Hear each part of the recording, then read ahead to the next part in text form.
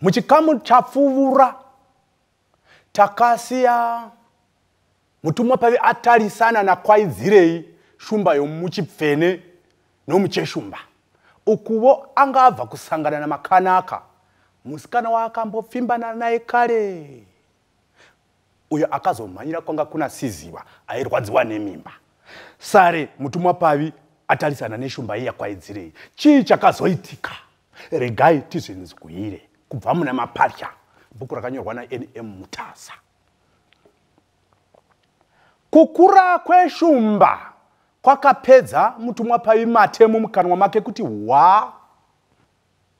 akaziva kuti ndiyo iya chete shumba kwaidzirei yakanga ino mukurumbira wokuuraya vose vakarwa pamwe chete nokumbosangana nayo. Yaizikanwa nokukara kwayo kwekuti ikasangana navanhu chero vari vana kana vashanu inotovavarira kuvauraya vose yogovavunganidza kwava kuchizovaryira panzvimbo imwe chete. Mutumwa aizvivona iye kuti kana yapedza kumuuraya yaizotondokokotedza vana makanaka naSiziwa pamwe chete nenhumbu yaSiziwa. Ivo vaiva vasina kana kutomboivona. Mutumwa aiva akaidzokora akazendama nehunde yomuti achipika kuti aizofa apa shumba vanga. Ko ndiko kakufunga nokuronga kwegamba rehondo.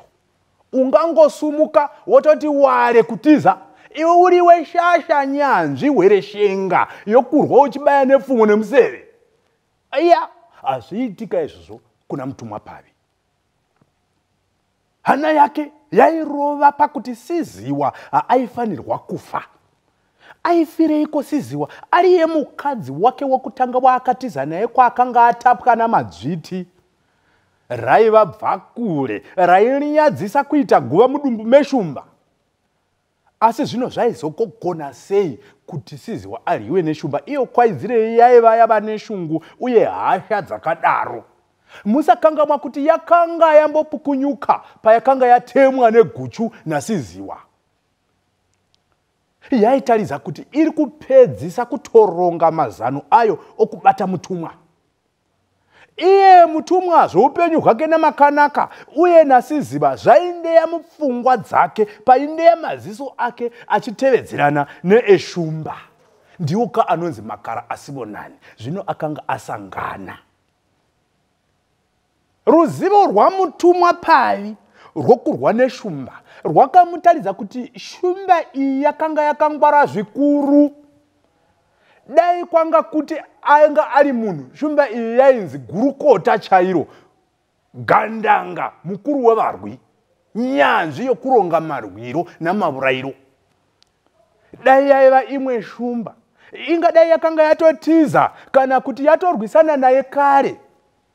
Zvino iyo kwaidzirei yakatoramba yakangotarisana naye chete. Vachidongorerana svogodongo namadziro kwati. Yainzwisisa kwaidzirei kuti munhu asingatyisi kurya ndeuya munhu anorasa zvombo zvake zvose oti ware kutiza.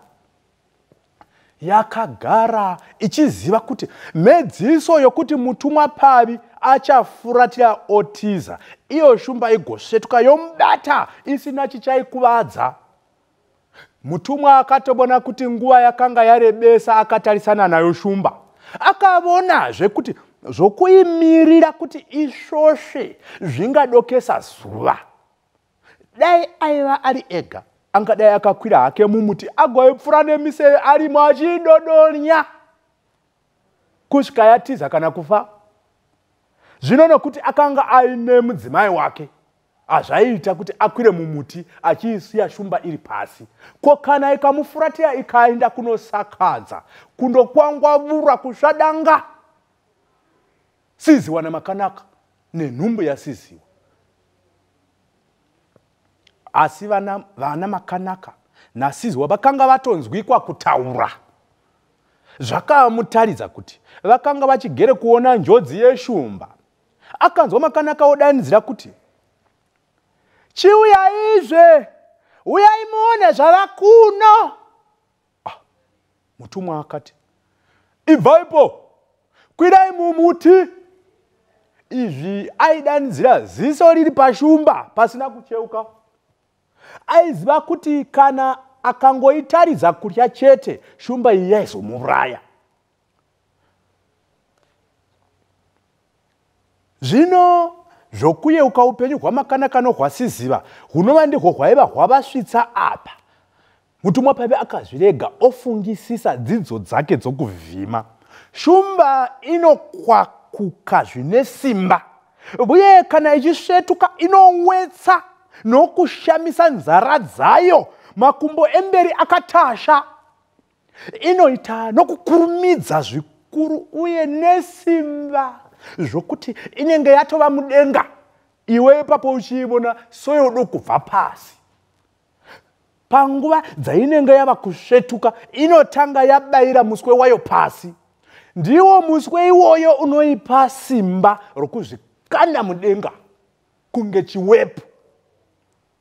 Mutumwa Pavi ainyanyorya kuti shumba ichasiya iyeyo mhanyira kuvakadzi. Zvaimunetsa kuti Siziva angakwira sei mumuti kana mugomo iye achirwara kudaro. Zvakare Makanaka akataridza kuti haana kunzwa kudaidzira kwake, nokuti akatozoshevedzera achiti, muchabateiko nhai vamutumwa, touya nawo here ikoko? Mutumwa akati, nyararai mukwire mumuti mungaryiwa neshumba. Ko, chiko chimboriko? Mapatya. Makanaka akashevedzera. Mutumwa akavhunduka akaita seocheuka. Paipinda inzwi rokuti mapatya, ndiyo nguva dzaibaya pasi muswe weshumba, kuratidza kuti yakanga yakuda kutosvetuka.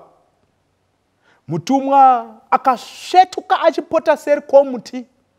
Shumba yakasarayo mhara paakanga ari yanzvengwa zvokuti yakandosvikorovera pahunde yomuti ikadzova. Ava seri kwomuti, mutumwa akabata davi romuti ndokuzvipotsera achizviturika pakakwirira. Shumba yakamutevera ichida kumwaura nhembe namakumbo. Yakaruma bakatwa ramutumwa Pavi raakanga akarembedza panhapwa yamaringa yake yepamutimwi. Pakuriruma bakatwa iroro, huryu yamutumwa yakapferenyurwa, shumba ndokubva yachekwa-chekwa mukanwa. Pakadonha ropa ramutumwa, shumba yakananzvira ichidzova yazara nehasha, kukara uye nokurwadziwa. Yakateta pasi ichiomba iripo pasi ipapo. Munokuziva imi kudzova kweshumba. Inonzi kana ikadzova, unoinzwa uri. Inonzi kana ikadzova, unoinzwa uri kure kure kana seri kwegomo chaiko. Kutaridza kuti ndo mambo vesango. Zvino chifunga kuti nemadzovera yakaita apa. Mutumwa Pavi akanzwa sei? Ko vakadzi vanaSiziva naMakanaka vakanzwa sei? Munhu wese akabvunda ndokungwenda, nemiti yakazungunuka, mashizha akawira pasi. Mutumwa ana kukwira nomuti. Aiva paryo zvokuti shumba yaidzana-dzana ichivavarira kusvetuka kuti imuhweshure. Aichenama-chenama achirira kuti aichenama-chenama achirira kunge ndiye achatoiruma. Iyo shumba yakasvetuka yasvetukazve ichimukonewa. Vana Makanaka vakanga vakwira pamusoro pebwe ndokudanidzira mutumwa kuti akwire mumuti. Iyo yakavanzwa ndokumhanya ichienda kwavari. Yasvika padombo, yakaparapata kuti ivasvikire napavainge vakwira napo. Mutumwa akakweva miseve zvine simba ndokuregedzera. Miseve yakanyura nomumutsipa meshumba. Shumba yakakoromoka ichiputsikira pasi, museve ndokunovhunukiramo. Shumba yakamira zvene gomo kuti ikwire. Mutumwa ndokuwedzera mumwe museve. Kudai Tesha akaizeteka nomumwe museve iripo pasi. Iyo ndokupetuka yodzokera kumuti kwainge kuna mutumwa. Shumba yakabva ichimhanya ndokusvetuka seyo bhururuka. Yakazomhara paakanga ari ndokumbyera pasi. Iye akaderera padyo nayo achikarara nokudzova pamwe nokuchenama sechikara. Iye aida kuti shumba irege kutiza kuitira kuti isazovahwandira zvakare. Iyo shumba yakawetsa maziso, mazino, rurimi nenzara. Mutumwa akahwembura museve zvinoenda kure. Akaregedzera kumeso kweshumba museve iwoyo. Chipasa chomuseve chakandoperera muziso kuti tesha. Nairovo ziso rakarira pakuputika. Shumba yakauruka ichikwira mudenga ndokuzowa nomusoro. Museve wakagurikiramo. Yakamuka yongopenga ichiruma zvikwenzi namauswa. Mutumwa akabata demo ndokudzika achiivinga. Shumba ichimuona odzaka yakamira nomuti sembudzi. Yakanga yava kumugamuchira nomuromo. Mutumwa akabata sanhu zvine simba ndokuzviregedzera achidzika. Akaruramisa demo pakati pamusoro weshumba. Sanhu rakaperera kunyura rose. Iye mutumwa akanga ashandisa simba rake rose zvokuti ndiye akatanga kundowira pasi shumba ichitevera. Mutumwa akawirwa nayo akanyika makumbo mukanwa mayo paaitambudzika kuti abvepo. Aitiza achiumburuka sechigurwa chomuswe wedzvinyu. Paakamira akaona kuti shumba yainge yakonewa kusumuka, yaive yotopfinhura makumbo ayo ichitandadza. Paakafunga kuti ndiye akanga achifanira kuurawa neshumba iyi, mutumwa pave akatanga kuhuta. Kubvunda kwakamukonesa kumira kusvikira agara pasi. Vakadzi vachibona shumba yati tasa kufa, vakaridza mupururu. Achinzwa mururu yasiziba namakanaka, mutumwa pave akavhunduka akada kutiza. Vakadzi vakamushevedzera ndokumira ozvigwinyisa achiseka. Unoseka nhamo kunge rugare zvokwadi panguva yakadai. Mutumwa akachivati vadzike havo pamusoro pedombo pavakanga vari, nokuti kwainguva neshumba imwe chete yainzi kwaizirei mudunhu iri rokuchifene nokucheshumba. Tosangana zvakare muchikamu chinotevera. Tinzwe kuti saka vakazodini nemapatya akanga azvarwa. Musakanganwa kaimi kuti bhuku redu rinonzi Mapatya, nokuti inyaya iri pamusoro petsika yakare yokuti mapatya akazvarwa aiurawa pakarepo. Saka ava vakazoita sei nemapatya avo atanzwa kuti akanga azvarwa.